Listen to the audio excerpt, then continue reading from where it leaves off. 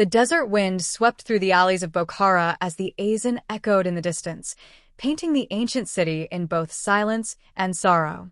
Dilafruz stood alone in the courtyard of her home, the same home she had shared with her husband, Koturjan, for 38 years. People came and went, offering condolences and murmuring prayers, but she could feel the invisible wall between her and her children.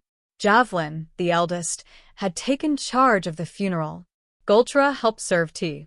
Beksad barely spoke. None of them met her eyes for more than a second. Inside the house, the air was thick with the scent of rose water and grief.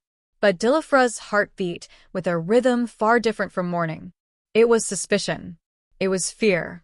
The will had not yet been read, but already, Dilafruz noticed how her children walked and spoke with a sense of certainty, of possession. They whispered when she entered the room. They locked doors that had never been locked before. She wasn't just grieving her husband's death.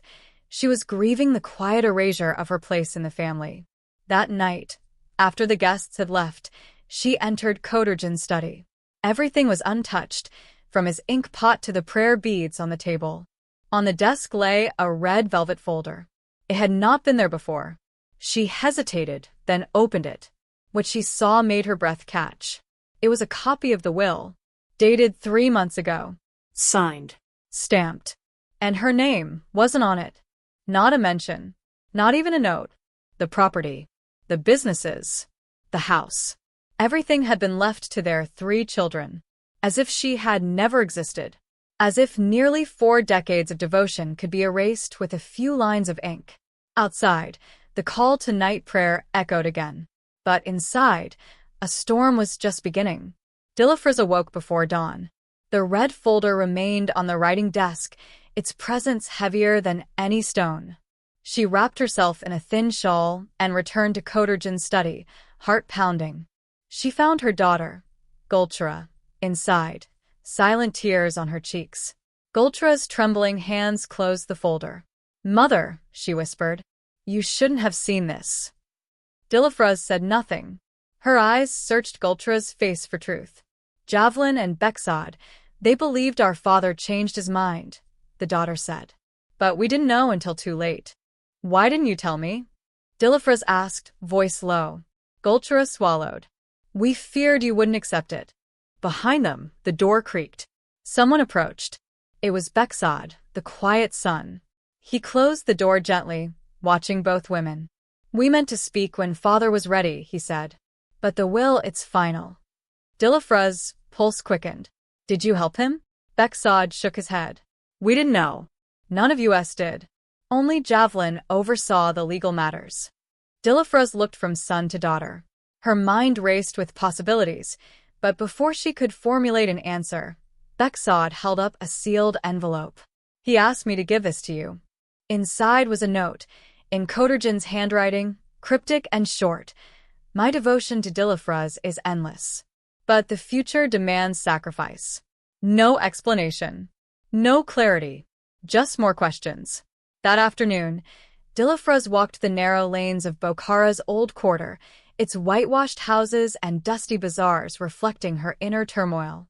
She sought out Mirzo, a trusted family friend and notary. In his cluttered office, she laid out the will and the letter. Mirzo examined them by candlelight. "It's valid," he said. "No errors, no fraud evident. And your name is absent." "Could he have hidden a second will?" she asked, desperate. Mirzo frowned. "Possible, but unlikely.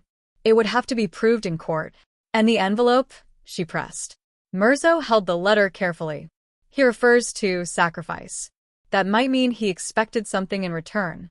But what?" Dilafruz's jaw tightened. "I will find out." That evening, Dilafruz visited Koturjan's old shop near the Liabai pond. The shopkeeper, Yusuf, greeted her with trembling hands. "There was talk," he admitted.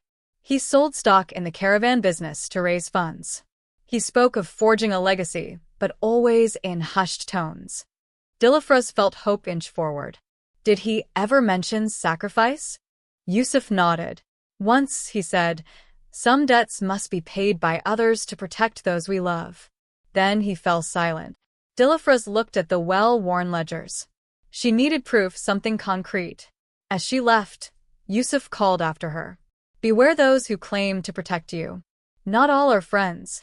Back home, Javelin confronted her in the courtyard, his face stern yet conflicted.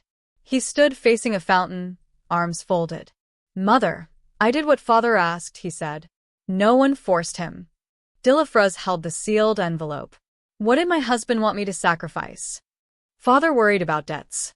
He thought you would handle them, as you always have, Javelin replied. Why not speak? Why leave me out, she demanded. Javelin's eyes flicked away. He believed it was best. He turned and walked off. Dilafruz was left staring at the fountain's ripples, wondering what weight she still carried. Night fell. Dilafruz sat alone in Koderjan's study, examining financial papers she had taken from the shop. Ledgers, invoices, promises of repayment.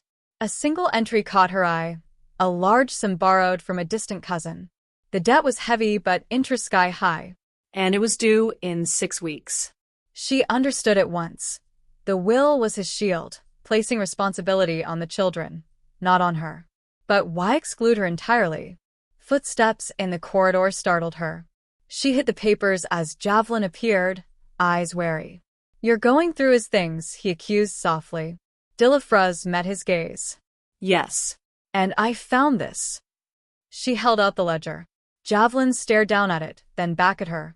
We must face this together, she said, voice firm. In the early hours, the family gathered in Koderjan's study, Dilafruz, the 3 children, and Mirzo. The ledger lay open. This debt threatens everything, Mirzo said. Your father borrowed heavily and failed to repay. Javelin added, that's why he excluded Mother, so we'd manage creditors directly. Beksad shook his head. He never asked us for help.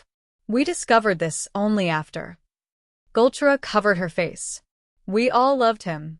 Silence fell as the gravity of the situation sank in. Dilafruz looked at her children, her legacy and burden intertwined. We have to choose, she said quietly. Protect father's name, or protect ourselves. Over the next days, Dilafruz arranged meetings with creditors in the old caravanserai. She negotiated repayment plans on behalf of the family. Her children watched, learning her resilience. One night, she returned home to see Javelin waiting outside. He handed her a single folded sheet. It was a later letter from Koderjan. If the debt remains unpaid, the children should renounce inheritance. Let Mother decide what remains just. Dilafruz felt tears welling. But this was justice. Quiet but indomitable.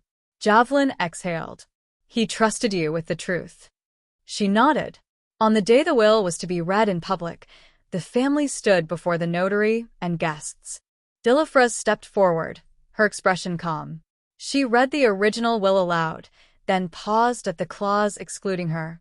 But here, she continued, was the plan to safeguard us, to give us the choice he never got to give. She turned to her children. Javelin, Gulchra, Beksad, each bowed their heads. We renounce the inheritance, she announced. All debts will be managed together. Any remaining assets will be divided fairly among us. None for me alone. Murmurs filled the hall. The notary nodded solemnly. Outside, the sun shone on Bokhara's domes. Dilafruz and her children emerged together, united, wiser, and bound by choice rather than blood alone.